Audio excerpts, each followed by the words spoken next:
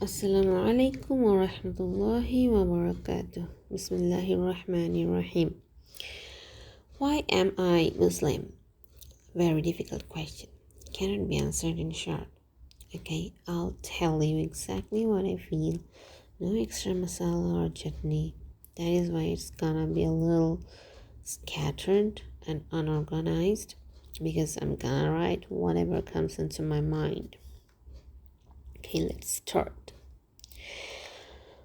When I heard that the Bible has something like Prophet Lut, peace be upon him, did zina with his own daughter, there was no second question. A religion which holds a book which has something like this, I have no need to explore this anymore, wasting my time.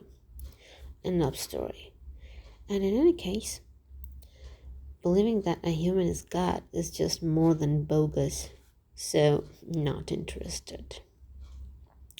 Though I was born in a family, though I was born in a family who called themselves Muslim, only Allah knows how much Muslim they were. They even didn't care about the 5 pillars of Islam. Forget other matters regarding akhlaq and manners. On top of that, they believe in many weird ideas, like women always wear bangles in their hands from the belief that if she doesn't wear it, her husband's lifetime will decrease. I sometimes do some mocking remarks at this, and obviously they didn't take it nicely. Then later in my life, I met some so-called Muslims who used to wear special gem rings on their fingers as a lucky charm. Plus, they believed that these stones have some kind of healing power and blah blah blah. That was always ridiculous to me. And taweez. Once I opened up some taweez to see what was inside. And Mazar, Pir Baba, worshipping grapes, trades, believing in some sacred turtles, fish, and pigeons. These all are just normal part and parcel of most of so-called Muslims' lives. When someone believes that bangles can increase and decrease someone's life, where is the concept of Allah as the giver of life? And where is the belief in either? That lifetime was written inside the womb of the mother. And what is the difference between keeping an idol in the car and wearing a stone on the finger?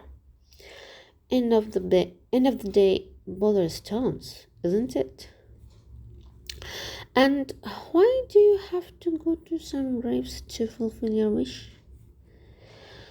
Now let's talk about Hinduism a little bit.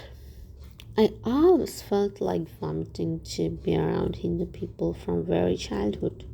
Even in the school, I always used to avoid sitting with any Hindu girl. Where did this disgust come from? It probably came from the TV. As I already have mentioned that I grew up in an extremely unreligious family, so the TV was always on for almost 24 hours. And most of the channels were Indian cinema and music channels. In those movies, you'll see many Hindu rituals, idols, temples, and things like that. Whenever something like this appeared in the TV, I felt so much vomiting that I immediately changed the channel. Especially in the channel ETC in the morning time, they used to show some Hindu religious programs. Sometimes I used to watch that with a disturbing face, just out of curiosity. My face became like that even when I was writing this.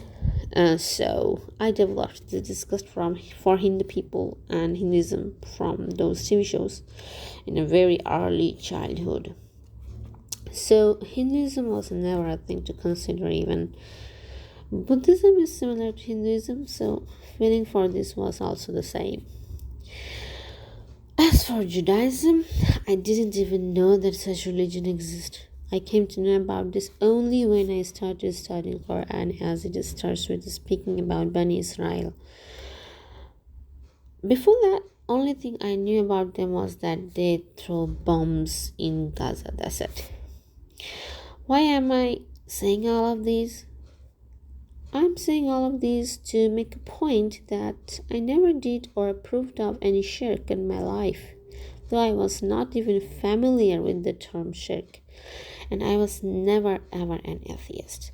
It never came into my mind to this day, even for once, that there is no God. What does all of this actually mean?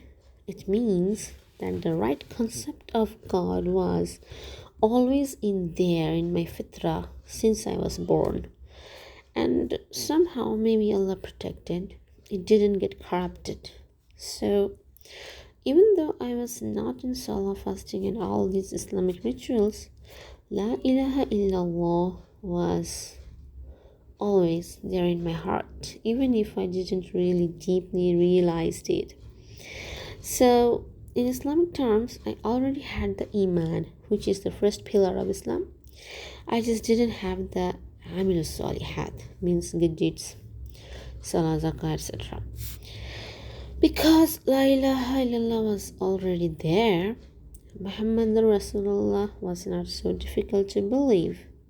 Because I already have told you that how other religions were cancelled out, and this La ilaha illallah, which was already in my heart, is claimed and declared by only and only Islam in a crystal clear fashion.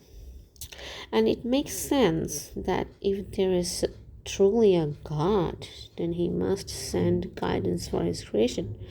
And that guidance was sent through another human being. That's why it was not so difficult for me to believe that Islam is a true religion.